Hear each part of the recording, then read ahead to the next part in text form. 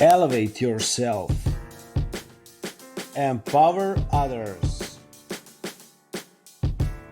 Welcome to Coach Approach Podcast. Welcome back to the Coach Approach Podcast, the place where founders, coaches, and professionals learn the strategies behind getting hired, getting clients, and building a career or business that actually grows. Today's guest is a true veteran in the industry, Cattie. Howard has spent 40 plus years in recruiting, sales, and leadership. He's one of the first to teach that the job search is a sales and marketing process, not an HR process. And his system has helped thousands of people reposition themselves, break rules, and win offers they were never getting before. Howard, welcome to the show. I'm excited for this one. Well, thank you, Marco. I'm excited to be here. Thanks for the nice introduction. Howard, you said something in our pre-call that hit me instantly. Job search violates sales one-on-one. Can you explain what you mean by that? Sure. When I ask any candidates about the job search process, I ask them, is it a sales process? And 95% will say yes. You're selling yourself. The interesting thing, Marco, is that no one behaves that way. In fact, I do a couple webinars where there's like 18 myths of job search. These are prevailing opinions since the 80s when I got into recruiting that are followed and proposed and recommended by major job boards and sites that are the opposite of what should be done. Okay. And these are prevailing opinions that everybody follows. And so there's a herd mentality in job search. And there is a better way if you think about it as a sales process. As an example, the first thing you do in a sales process, you figure out what your target market is, and you then write a proposal, a requirements, a statement of work that says you have this problem. Here's how I can solve it. That is a forward approach for every sales process I've been involved in: technology and AI solutions, recruiting, sales training in 5 companies. You do that. Job search is the only sales and marketing process where we use a past tense biographical history to market to our next job, the opposite of a sales process. So either it is a sales process and we're doing it the wrong way, or, okay, I don't believe it's a sales process and we treat it as an HR process. That's one of the biggest differences, and there's 17 more. What are the most dangerous misconceptions job seekers believe? Number one, they believe that the resume is the key to getting a position. Everyone wants their resume as if that's the golden bullet. That is not true. The resume is like a proposal.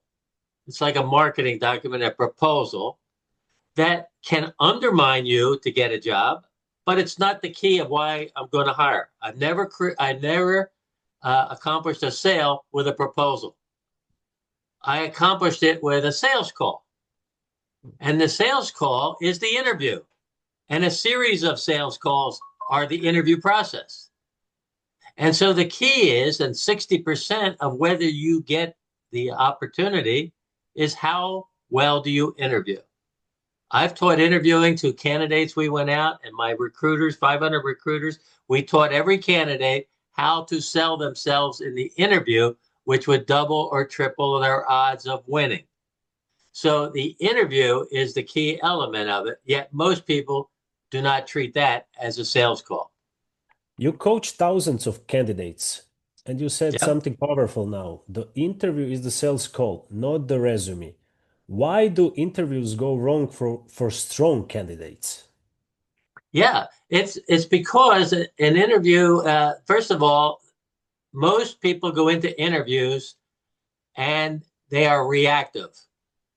They sit there and they're taught as a Q&A session. They ask the questions and you answer them. And you memorize the 600 common questions in the world. I mean, okay?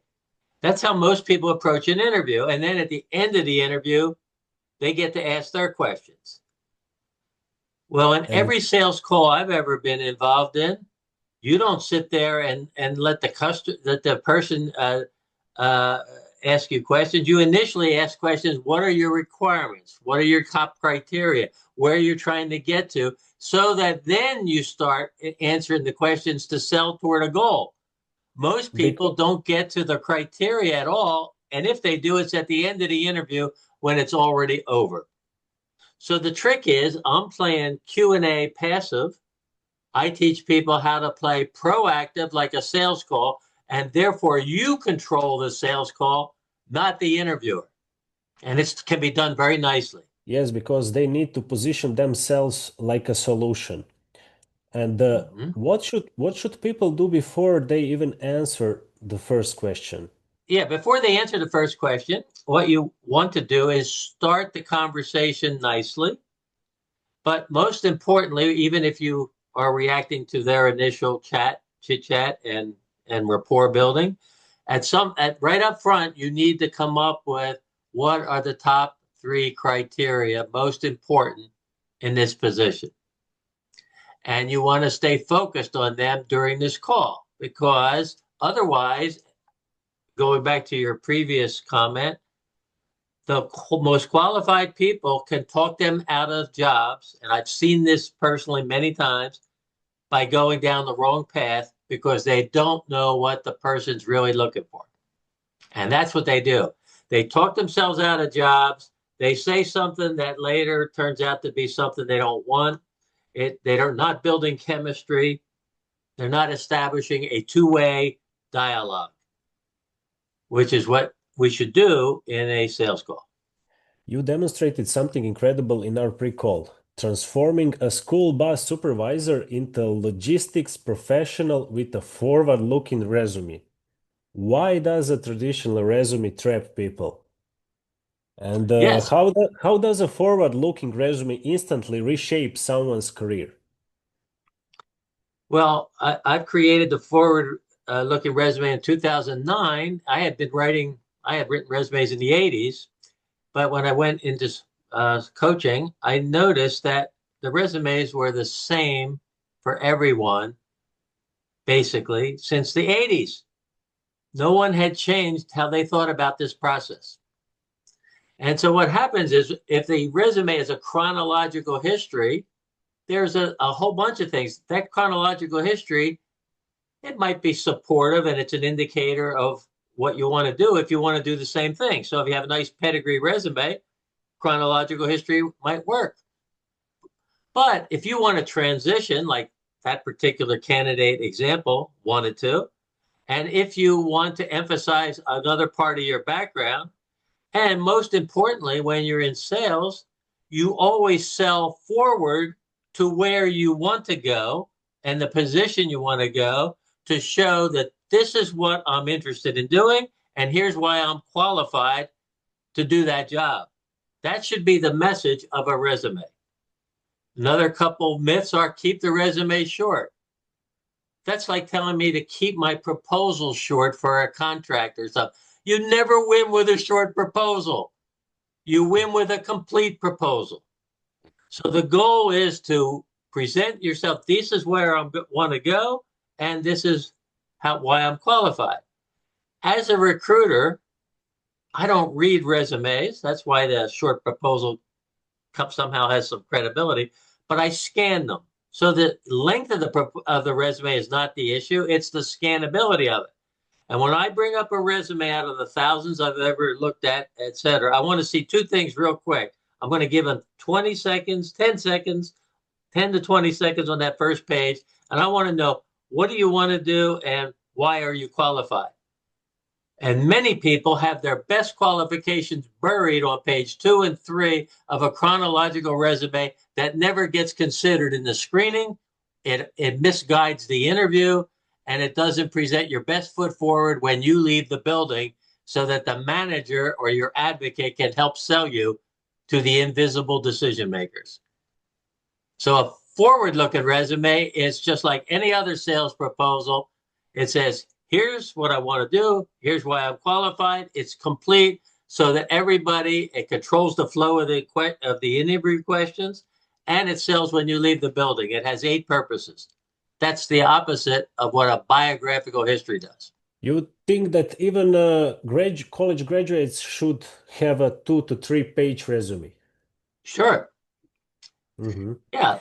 Every college in the country proposes a 1-page resume for graduates because they don't have experience. So just keep it short, right? That's why should they all look alike? It's like a herd of buffalo coming out of schools. And I can't decide which one to even interview because they all look alike, 1 page. And then when they get there, it's a very difficult interview because I have to ask a lot of questions about it. And if I look at another option outside of job search, when you sell technology in my whole life, I've always sold solutions before their time. We sold things that we hadn't quite done, but we were capable of doing it. We sold things that were new ideas and new approaches. So you can sell your knowledge that you got from school, your projects and things that you've done. You can sell what you want to do. You can sell what you're capable of doing just as easily as you can sell experience. And every job seeker out there eliminates those 3 factors, which is why they send a resume that says, I have done this, and they want to do something different. It's a disconnect. It's a disconnect. You have to tie them in a forward point and use the common elements to show you're capable of doing it. And then you sell it in a structured interview. Yeah, perfect approach. You helped people reposition themselves for decades. What do professionals misunderstand most about career transitions? Good question. First of all, in terms of a transition, they don't adjust their resume to reflect where they want to go.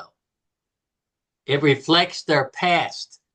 Well, if you show me 3 pages of your past that are off target, you're never going to get into the A pile of resumes. You're not going to come up in the screening through the tracking system.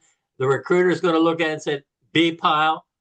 Then the manager might reject it. And then your interview is going to be brutal and a lot of questions. So your chances of doing well in the interview go down dramatically because you're talking about things that are more your liabilities or areas that you don't want to work on. You wouldn't do that in any other proposal. You have your proposal pointed directly at a solution for that particular company.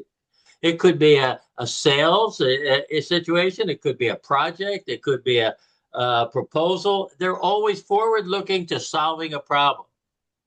So why don't we do a resume that does the same thing to assist us in making a good call and talking about the topics we want to talk about, which optimizes our chance of being effective and building chemistry at the same time. Because that person on the other end of the other side of the desk wants someone that will help them solve their problem in this situation. What is the difference? What is career life cycle versus a job cycle? Can you explain that? Yeah, career life cycle is the big picture. If you look at everything, if you look out in the world, everything has a product life cycle. Products have a life cycle. Marketplaces have a life cycle. Companies are in different life cycles. The country's in a different life cycles. These are all normal processes of startup, growth, maturity, decline, etc. Each person is a product in this sales approach. You have features and benefits. You have things that you offer to different clients. You're a product. And during your life, you're going through a product life cycle. You have an education period. You have a startup, your first couple jobs. You have a mature period where you're trying to accomplish things. And then you have the senior circuit where I am. And where in each one of those, your values change and your goals should change. And therefore, your opportunities that you look at are also different. So targeting becomes very important. The most important thing is to maintain marketability throughout that product lifecycle. So in the beginning, when you get your first jobs, you want to build skills. Skills equals marketability. And as then based on those skills, you can move up at different levels, et cetera. But as you get to your, let's say 35 to 55, you're in return on investment. Now you have other things going on in your life. Now you might like to have maybe you want to go for management. Maybe you want to go for entrepreneurship. Maybe you want to go for equity. Maybe you just want a quality of life issue. Maybe you have other personal things to think. So now the types of jobs you pick are different, and you should adjust your resume to reflect those goals. But in each case, you have to be marketable. When you're trying to do transitions, since you can't, no one has a lot of experience in AI right now. But the fact is, you at least can sell your knowledge. You can sell what you want to do. You can tie it to solving the kinds of problems that you've seen. You can tie it to other transferable skills that will show that you are very capable of doing that particular job. I've done it in my own career all my life, transitioned from technical background to IBM sales, to recruiting, to selling an AI product in 1992. All that is very possible if you take a sales approach in interviewing. You were selling AI applicant tracking systems in 1992, long before the world even understood the internet. What role will AI play in hiring and interviewing? There are several ways that it'll come through, but there will always be the people element. So the tracking part will get even more intelligent than just keywords. Most people don't really understand keywords, but an AI type product can be more context based and take into account not the keywords as much as the whole paragraph, and therefore it understands where it is. So if you just throw keywords on a present resume without AI, they might trigger something, but in the end, it will be a little better screening in terms of context. What does that mean in resumes? Most resumes use action verbs like the 80s. I mean, it's so 80s. And they start their sentences with these verbs, ED words, and they write task-based resumes, a series of bullets that are tasks. They're like puzzle pieces, but no picture. The key to an AI type applicant tracking system is to write a story. To write a story that says more like I call it a tour or sword. Star is another term, but it basically says, here's the topic, here's my objective, here's the actions I took, here's the result I got. A complete little story is a better approach for today's world. And it takes about 2 or 3 pages to put the stories together effectively. But the beauty is you can arrange them the way you want them. So the key for the future is it'll be more, the length of the resume is even less important. It's the context of the resume for AI. Where else can AI help? Number 2, it can help. It will do some screening up front. So people must learn to interview effectively on a one-way interview, where the computer gives you something to read and asks you a question, or some person, an avatar or something else, asks you a question. And based on those video screening, they will make decisions in probably less than a minute of whether they're even going to talk to you. So what is really important in that how to do that interview is to make sure you build some chemistry with some personality and style on it, and make sure you look like you're live as opposed to just a correct answer. They're going to look at personality very clearly. In the end, and this has been proven since 1980, and we all knew this, the most qualified person doesn't get the job. This is a rule. The most qualified person doesn't get the job. It's the person that interviews the best. Now, 20% of the time, it is the most qualified person. But I can tell you 80% of the time it's not. That's good news for a lot of people making transition, because they could say, if I can just interview well, I don't have to be the most talented, experienced candidate. I can out interview the other candidate. And guess what? They can change the job, they can change the level, they can change the salary, they will rotate it around. But in the end, they will hire the person they like who can do the job to 60% or so. Yeah, definitely. We can have two books. We can discuss about the quality, but the book whose authors know how to sell and market, they will sold more copies. And That's right. meaning they will be hired by more people and paid by more people. We used to send 5 candidates out, we prepped them all and sent them out, and then we would bet beers on who's going to win. You know, Mm. the light one or the we called them the ringer, we sent them out first, they would win as often as anybody else. It's kind of like March Madness. You can't tell who's going to win. So they would go out and they decide, you know what? I like Marco. I think we can bring Marco in. We'll move Susan here. We'll move John there. We'll rearrange the desk, and Marco's on the team. And as a manager, when I hired many people, I always hired someone that I thought the chemistry was right. Even someone else could have been a better recruiter, but if I didn't like the person, or if I thought they were just going to be a little more difficult than in learning new approaches, they didn't get hired. That's why interviewing is so critical. Practically, how can candidates position themselves in a world where AI filters everything?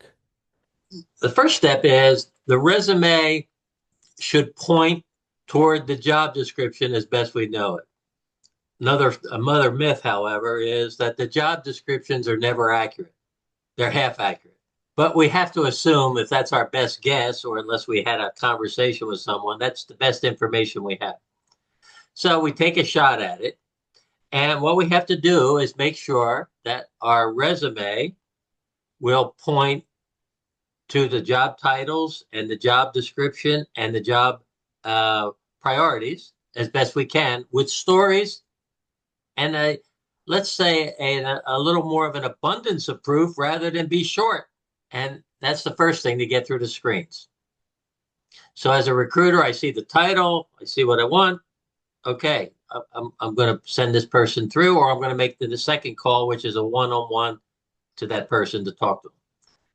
The second thing about AI will be that in the screening process, if you do a screen, you got to show some personality quickly, etc. Number 3 is if you control the flow of the interview. This is one-on-one. This isn't the AI problem. This is the one-on-one interview.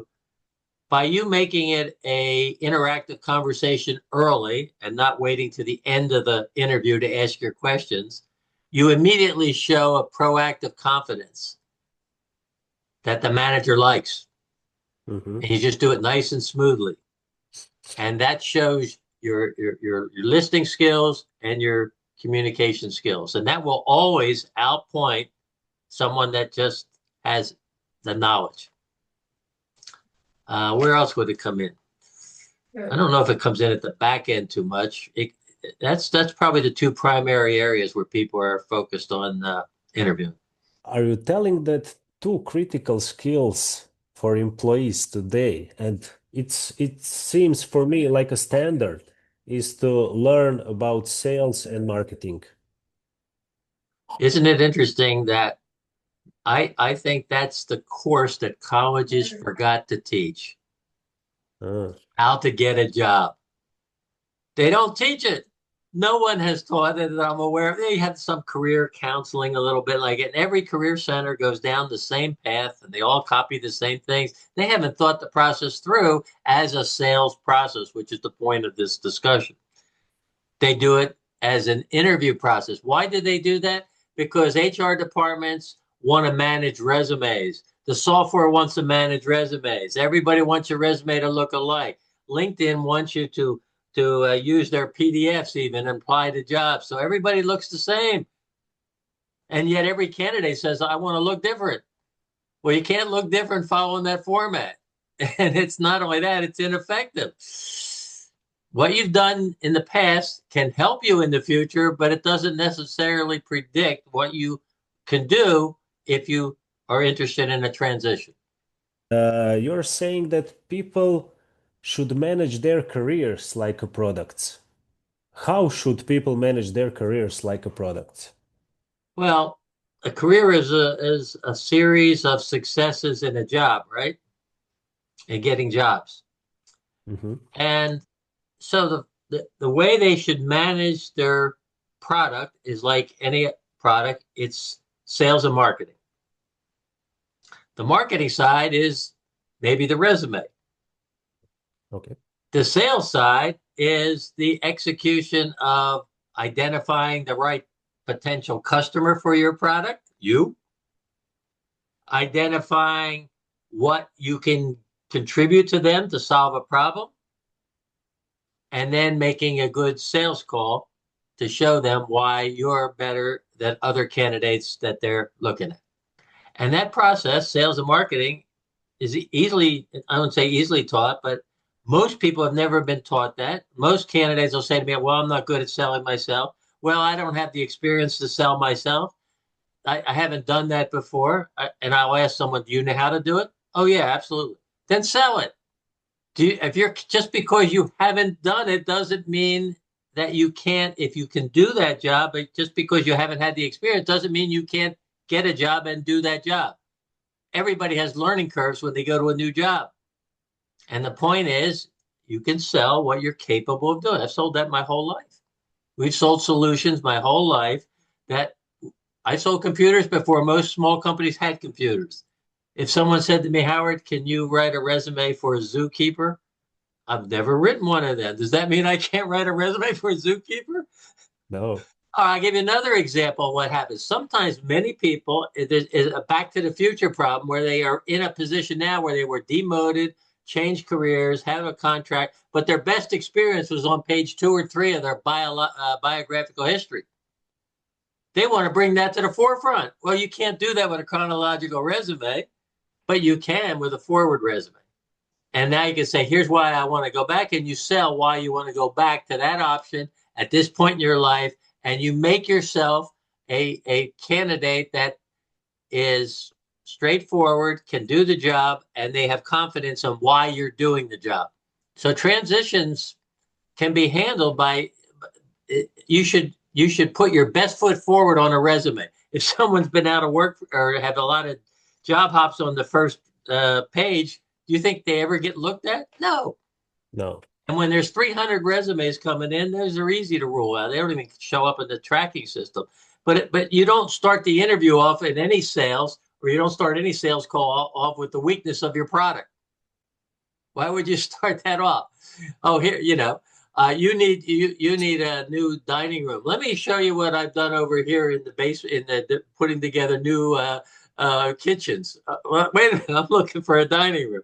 You start off talking about the topic that is of interest. In 40 years plus career, you've seen everything. Can you share a story that changed the way you think about career development? Oh yeah, sure. I've had a lot of people. One of the nice parts about coaching, and even when we did recruiting, we coached while we did recruiting. We gave career coaching, whereas most recruiters don't. Most recruiters worry about the next job, and for these people, and they sell the company. And we used to sell their career. Where are you going to go 5 years from now? Where are you going to go here? And how does this job help you build skills for that career?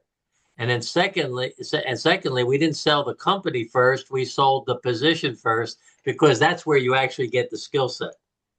So the companies might be nice, but that doesn't mean everything if you get a poor job at a company.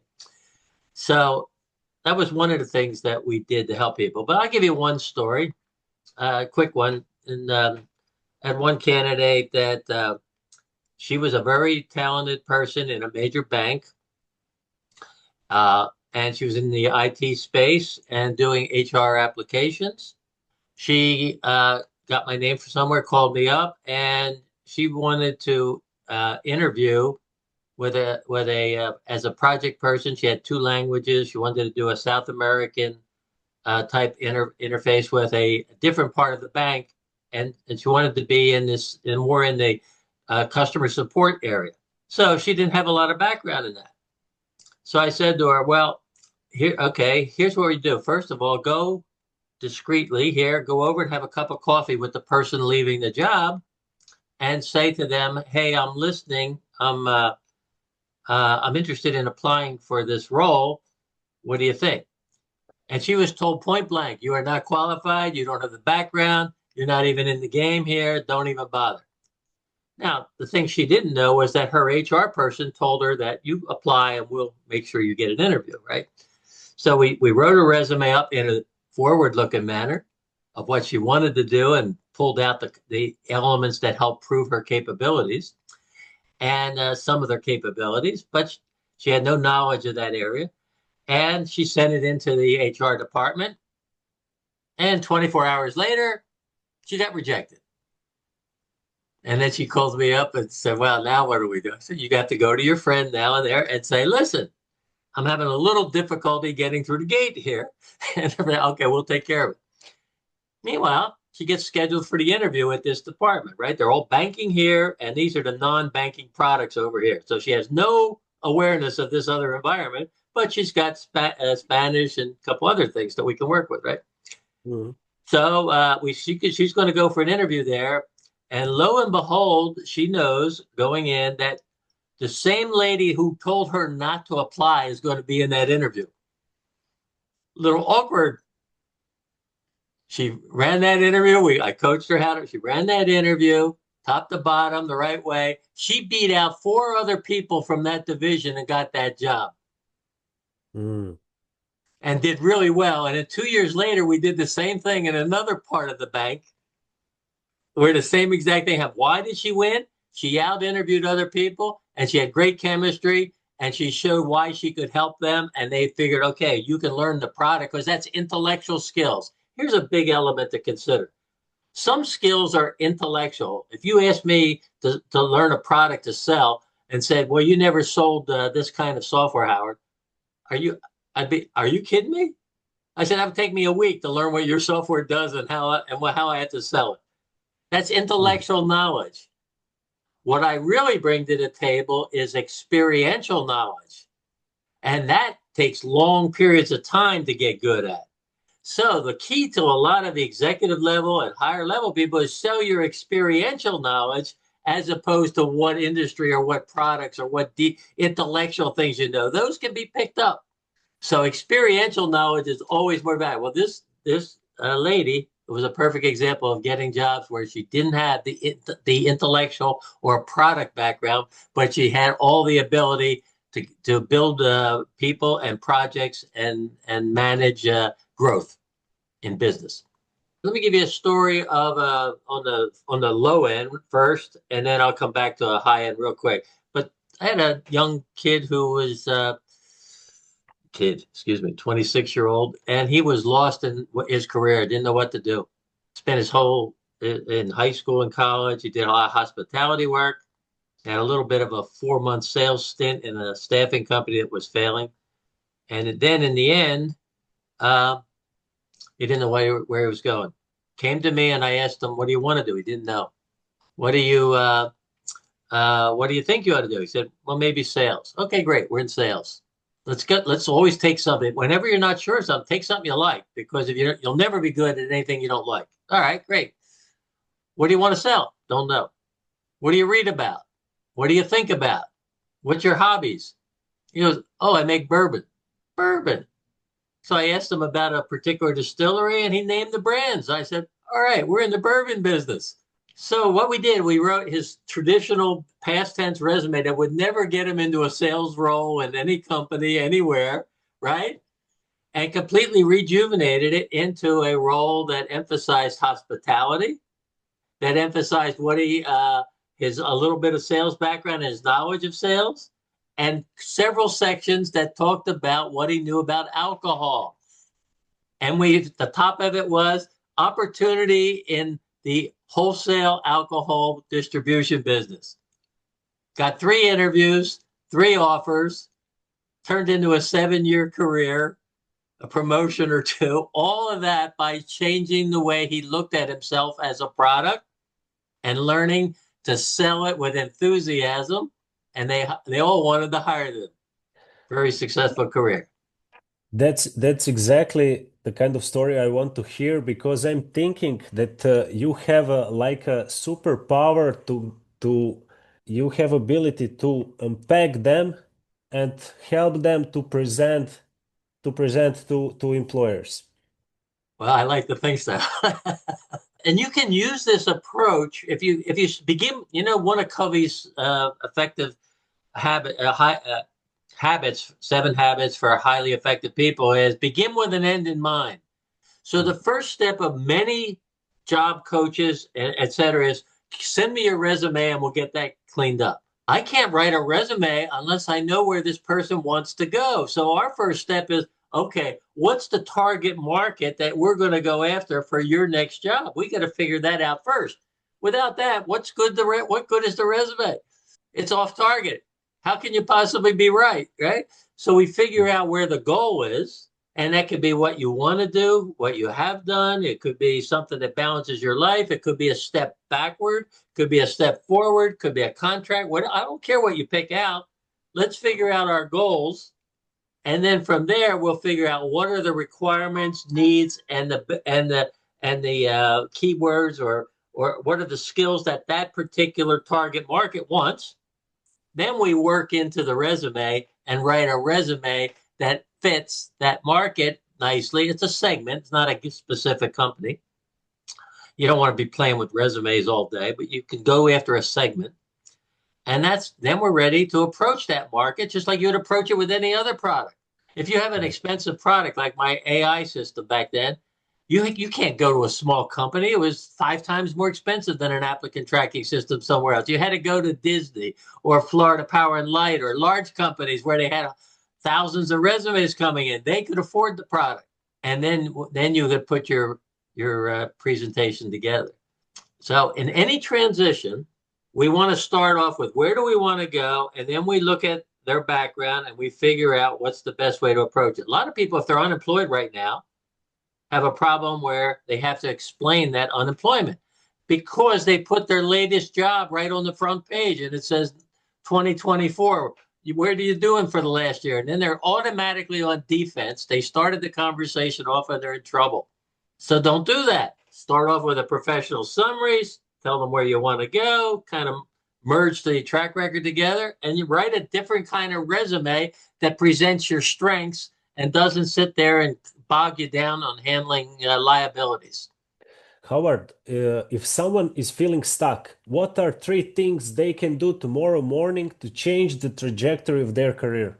Well, I think they have to identify, instead of worrying about what they don't have, which everybody does. They say, well, I don't have this experience. I don't have, even very experienced, good people, or they have a title that says that they're an architect, and yet they've been doing program management or they've been doing other issues. They don't realize they can define themselves and their capabilities any way they want to. So the first thing is to figure out, what do I want to do? What are the kinds of work I like? What does that fit into my personal life? Okay. Does it have, secondly, am I capable of doing that? The third thing would be, what kind of companies would hire me to do that? And the fourth thing would be, will they pay me enough to keep my lifestyle going? Those are 4 things that you have to marry. And you don't get them all perfect every time, but that's where you would start. And let's define that as the marketplace where this product, me, should look for. Instead, what do? They get a resume, they put it on the web, and they take responses from every kind of thing in the world, and they waste all their time with opportunities that really aren't optimum for where they're trying to take their career. Okay. Now, sometimes you have to take a job, but you really want, if you plan your career right in the career life cycle, you are going toward jobs that you want that'll build your marketability. And tell me, for those 4 things that people need to do, these 4 actions, how much time people need to invest to do that realistically? in my process, if we can get a resume done, completed with that kind of a approach in 30 days. And we cover what are their goals, personal and professional. What does the target market look like in terms of requirements and skills and background and knowledge? And then we go into a second exercise where people look at they break down their career. No one's ever done a breakdown of the features and benefits of themselves as a product. They spend all their time, even when they get ready for an interview, studying the company. That's a waste of time. 80% of that time they'll spend looking up the company and all the things like that. You know how many questions they get in an interview on that? One or two.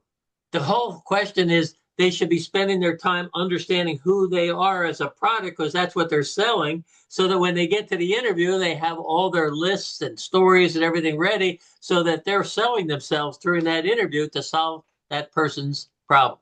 That's where we should spend all your time. So we do that exercise. So now we have this database over here. It's a spreadsheet of different things, products, industries, services, whatever.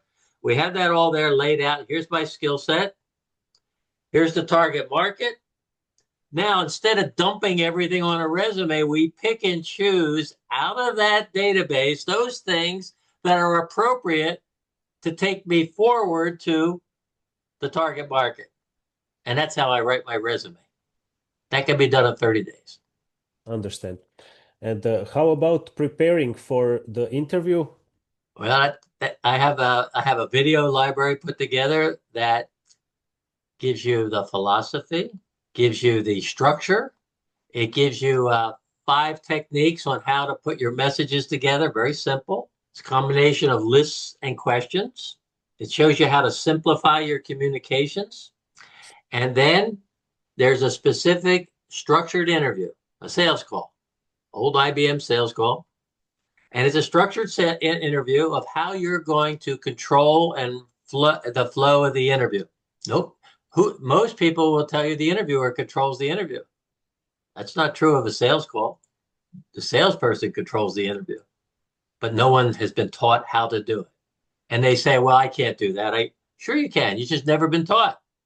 So if you give them knowledge, you give them technique, you make it pretty easy to do, all of a sudden they can do it. And they're shocked at how well all of a sudden it does it. And what does that do? A good structured interview is different than every other candidate. And all of a sudden they shine. They build chemistry through that meeting. The person gets trust and confidence in their communications, and they win the job 2 to 3 times higher probability. Howard, this was absolutely incredible. A real master class in job search, interviewing, and career reinvention. Please tell us where can people find you and learn more about Career Oyster. Well, thank you for the time, Mark. I've enjoyed it. Our website. It has a lot of these concepts and some explain with some testimonials, etc. It's careeroyster.com.